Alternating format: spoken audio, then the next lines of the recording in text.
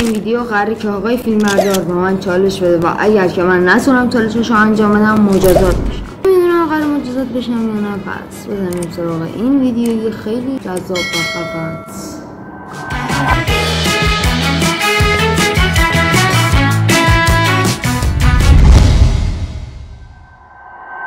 خب چالش اول بنویشی شده و خب بریم که یه نگفت چقدر دیگه من نمیدونم بس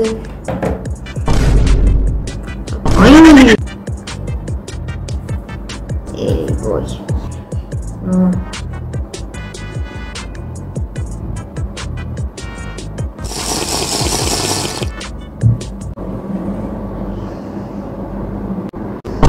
اول با موفقیت انجام شد. بریم سراغ چالش دوم.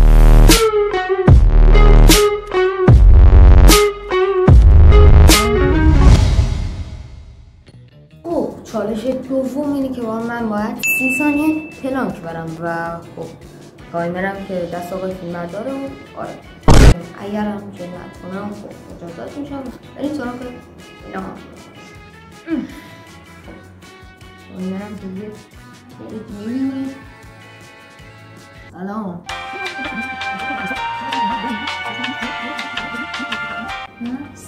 چالش بعدی هم که انجام شد که بریم سراغ چالش بعدی.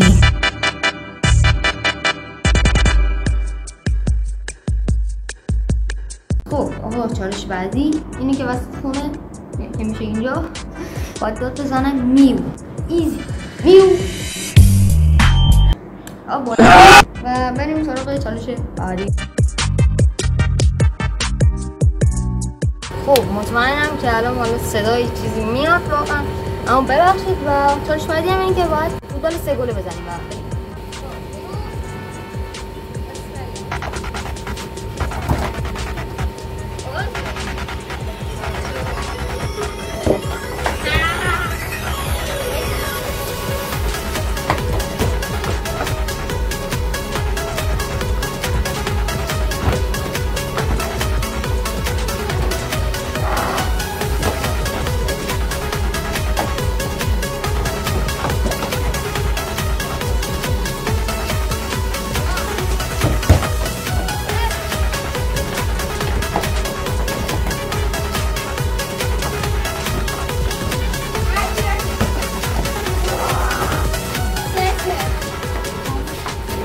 چالش بعدی.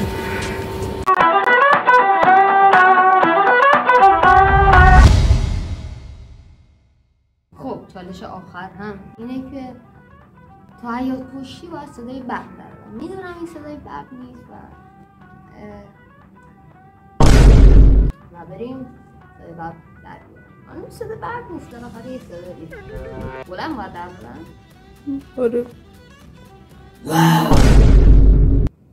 آخر هم وایسا تموم شد و مرسی که این ویدیو رو دیدید. من نتونستم اونجا بخونم یه گنگ تا ویدیو بعدی خدا نگهدار.